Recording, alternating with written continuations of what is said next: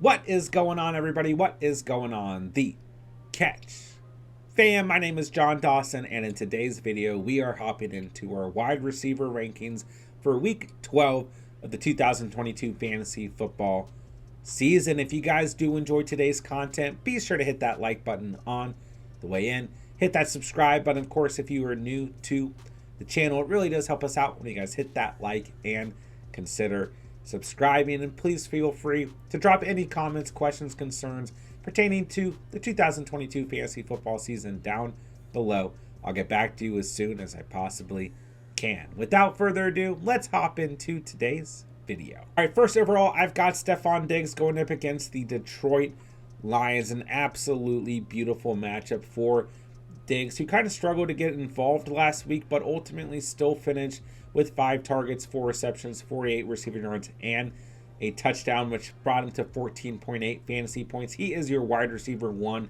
so far on the season. Like I mentioned, this matchup is far too good to ignore. I expect Diggs to have a really big day to get up and at him on the Lions pretty early. He absolutely deserves to be the wide receiver 1 as we approach the week. Tyreek Hill was on bye week, though, in week 11 to be fair. He was your wide receiver 1 going into week 11. Could not do anything about it since he was on bye week. He gets the Houston Texans in week 12. Have they played pretty well against the wide receiver position on the season so far? Actually, they have. Do they stand a chance against Tyreek Hill? No, I don't quite think so. I think Tyreek Hill is going to have a monster week. Nothing to really go off of since he was on bye week in week 11, but Hill has had double-digit fantasy points every game this year except for week 3 against the Buffalo Bills. He is having a monster season. He is without a doubt our wide receiver 2 as we approach week 12. Next up, we've got Davante Adams, comes in as your wide receiver 3 so far on the season. He gets the Seattle Seahawks, who once again had the Seahawks played pretty well ultimately against the receiver position on the season. Yes, do they stand a chance against Davante Adams? No, he had 33.1 fantasy points against the Denver Broncos in week 11, a unit that has played well against the position, a unit that has arguably the best cornerback right now in the league, who did not stand a chance against Davante Adams.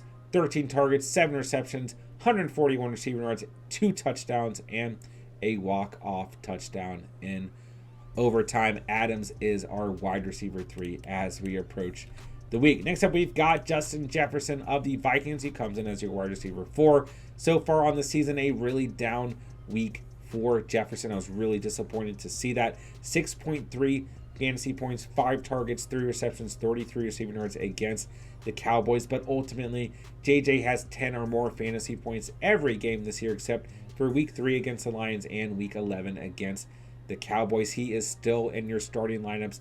A little bit of a tough matchup once again against the Patriots, but ultimately I do not care. JJ is my wide receiver 4 as we approach the week. Next up, we've got DeAndre Hopkins, who had 18.1 fantasy points on Monday Night Football. 12 targets, 9 receptions, 91 receiving yards. Does not necessarily matter who is starting at quarterback here. Colt McCoy doesn't look phenomenal, but one thing he is doing is he is targeting Hopkins and he is getting him the football. I mean, the way this game started, it looked like Hopkins could have 18 receptions in this game. He really started off the first half of this game hot, then kind of cooled off. But ultimately, against the Chargers, should be a good enough matchup that Hopkins gives us another solid stat line as we approach the week. All right, things get a little dicey here because I'm looking at the Bengals receivers. I'm looking at this matchup against a Tennessee Titans secondary that has played extremely poor on the season, and I really want T. Higgins to be up here on the rankings. I put him at 6 overall, and I put Jamar Chase at 7 overall because we still don't know if Jamar Chase is going to play in week 12, and if he does, we don't know how much is he going to play. Is he going to be on a snap count? Is he going to be limited? We don't quite know, right? But he is slated to practice this week, and we know who Jamar Chase is. We know what he brings to the table, even with missing weeks 8 and 9 and being on bye week in week 10 and missing week 11. He's still your wide receiver 15 in full PPR at the moment. So bottom line, I like this matchup a lot for the Cincinnati Bengals. I like this matchup for their receivers. This offense is playing extremely well. At the end of the day, 23.8 points in week 11 for T. Higgins, 148 receiving yards off of 9 receptions. Both receivers deserve to be mentioned, as does Tyler Boyd, who disappointed in week 11, but this offense still looks very good. Joe Burrow is playing great football. We just don't know, is Jamar Chase going to play this week? So ultimately, there's a little bit of an asterisk here, but I think they both deserve to be within the top 10 theoretically. All right, next up, we've got Terry McLaurin going up against the Falcons. McLaurin really disappointed in week 11 against the Texans, just 9.6 fantasy points, 55 receiving yards off of 4 receptions. But ultimately, this game relied on the defense and a poor Houston run defense, giving Gibson and Brian Robinson a lot of opportunities, just managing this game and letting that Commanders defense really ball out. So McLaurin wasn't necessarily needed, but he gets a good matchup against the Falcons this week. He needs to be in our starting lineups. All right, Jalen Waddle comes in at wide receiver 9. You could argue he should be higher. The Texans have played pretty well against the position. I don't really care. Waddle is having a great season. He's your wide receiver 6 on the year. On bye week in week 11, he should absolutely be in your starting lineups as we approach the week. He's going to have a very good game. All right, CeeDee Lamb is our wide receiver 10 for the week. The Giants have played well against the wide receiver position, but I still like Lamb a lot. He's your wide receiver 7 on the season. Came back to earth in week 11 with just 9.5 fantasy points, 5 targets for 45 receiving yards, but his usage just wasn't exactly needed. The Cowboys absolutely blew out the Vikings, and ultimately this game script has turned into a game where the Cowboys did not need to throw the football. I think we'll have a better week due to the game script here in week 12, and you could absolutely argue he should be a little bit higher on the list. I think he is definitely a lock in your starting lineups as we approach the week. All right, moving into the next tier of receivers, a lot of good value here. Let's start with Christian Kirk at wide receiver 11. He comes in as your wide receiver 9 so far on the season. He gets the Baltimore Ravens, who ultimately on the year have not played great against the wide receiver position from a fantasy standpoint. And I do see this being a game where the Jaguars will need to throw the football. So I think Kirk, who was on bye week in week 11, has a very good opportunity and is a player who should be in your starting lineups. Next up, we've got Chris Olave against the Niners, a tough matchup. And guys, we talked a lot about Chris Olave coming in to week 10, coming into week 11, and even in the prior weeks, right? There's been some worry around Chris Olave. There's been worry about Andy Dalton at the quarterback position. I went back and forth with a lot of you guys going into week 11. By the end of the week, I was saying, man, I really don't want to give up on Chris Olave just yet. If you have other options you feel are a little bit safer, maybe go with them. And man, do I really regret my gut feeling of giving up on Chris Olave, because he absolutely balled out in week 11. 21.2 fantasy points, 6 targets, 5 receptions, 102 receiving yards, a touchdown. He's your wide receiver 11 on the season. At this point, I don't care anymore who Olave is going up against. If Winston's quarterback, if Dalton's quarterback, Olave's in their starting lineups. He is a lock and loaded wide receiver 2 flex option for you guys moving forward. Another receiver who I went back and forth on throughout the week as we approached week 11 was Amari Cooper, who's played very poorly in away games this year. We had a lot of discussion going up against the Buffalo Bills in an away game. How is he going to play? Well, all he did was have his best fantasy performance of the entire year. 31.3 fantasy points, 12 targets, 8 receptions, 113 receiving yards, and 2 touchdowns. He gets the Tampa Bay Buccaneers at home here in week 12. He's your wide receiver 10 on the year. Start Amari Cooper and don't think twice about it. Next up, we've got AJ Brown going up against the Packers. Kind of disappointing to say the least in week 11 against the Colts. 9 fantasy points when he had a 1.7 in week 10. So pretty disappointing in the last 2 weeks with some of the ceilings we've seen out of AJ Brown. But I think this will be a good competitive game script. I think that AJ Brown, who is still ultimately your wide receiver 8 on the season, will have a good game as we approach week 12. Next up, we've got Deebo Samuel as our wide receiver 15. I told you guys going into week 11, I had Deebo pretty high. I had him in the top 10. I had faith in Deebo, and I think this is a good game script against the Saints. This game could get a little bit sloppy, and ultimately, going back to my point, Deebo had 22.4 fantasy points in week 11, his best performance since week 4 of the season, where he had 23.7 points, his second best performance of the entire year. 9 targets, 7 receptions, 57 receiving yards.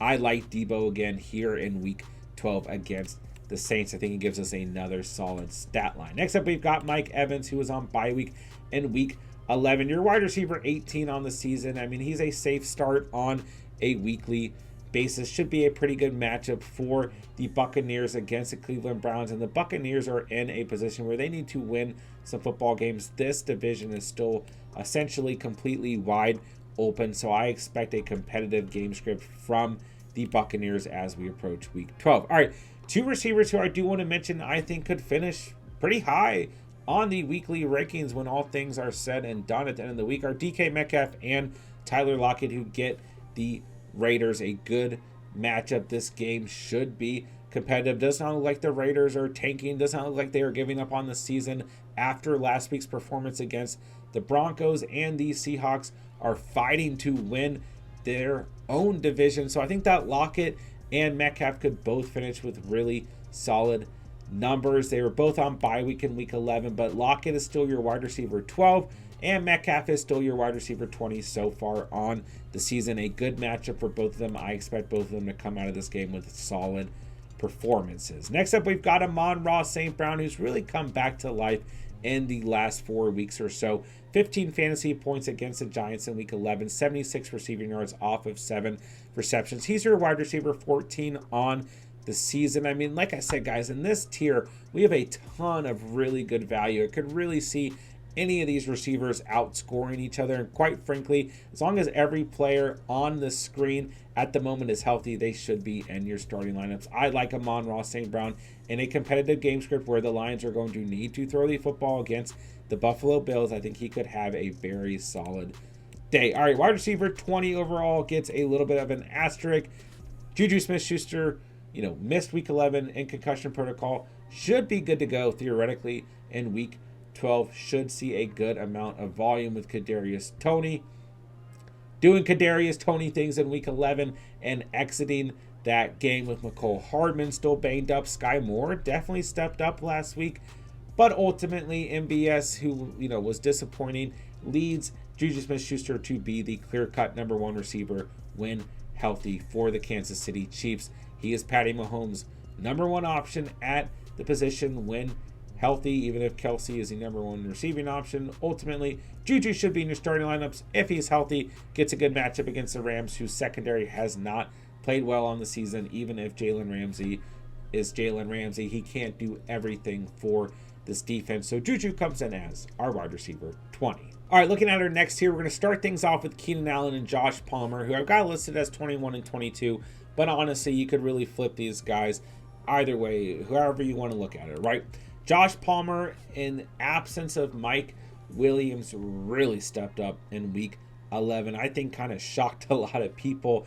Even if he's had some really good performances on the season, he has had some games where he's been given the opportunities and just has not made the most of them. But he made the most of those opportunities in week 11 against the Chiefs. 10 targets, 8 receptions, 106 receiving yards, and 2 touchdowns. Palmer is kind of that boomer bust player right now, and when he booms, he's really on. I mean, 18.6 points in week 9, missed week 7, 15.7 points in week 6. So yeah, he brings some inconsistency. I mean, also 7.4 points in week 10. So kind of all over the place, right?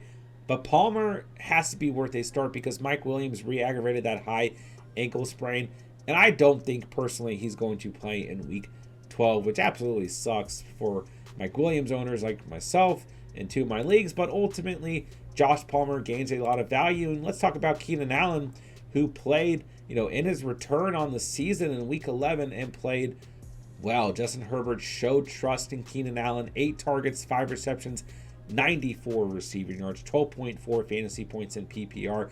Allen should be in our starting lineups, and Palmer should be in our starting lineups as we approach week 12. All right, next up we've got Brandon Ayuk, who had a solid outing on Monday Night Football. 16 fantasy points, 4 targets, 2 receptions, 20 receiving yards overall.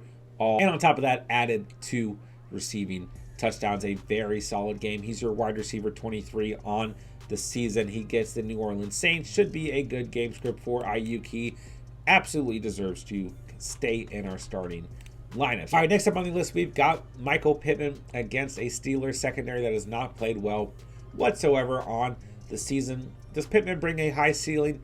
No. Can you trust him to bring a pretty safe floor on a weekly basis? Yes, as long as Matt Ryan is quarterback, which looks like that is going to continue to have him. He's your wide receiver 17 on the season, so maybe I'm being a little bit too harsh, but I just don't see like league-winning, game-winning performances out of Pittman. Can you trust him? Is he safe? Yes, but like I said, the ceiling is just ultimately not too high.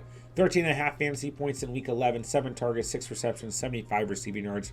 I think he gets you another similar stat line here in week 12. He has just 1 touchdown on the season, but ultimately Pittman a safe start as we approach the week.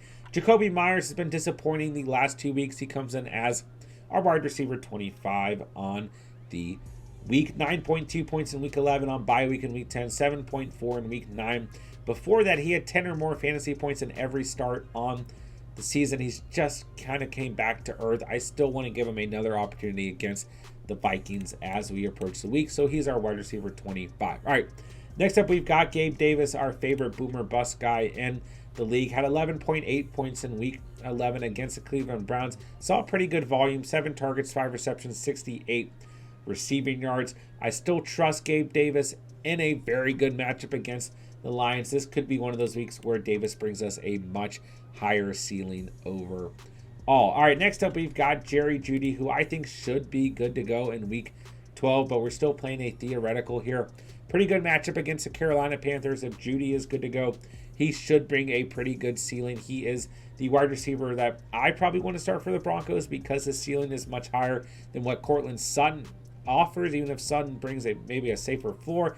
But before Jeudy got hurt, he was looking like the receiver to start for the Broncos. So if he's good to go, he is our wide receiver 27 on the week. Next up, we've got Chris Godwin. Just a safe play on a week in, week out basis. I mean, you could argue that Godwin should be a little bit higher overall.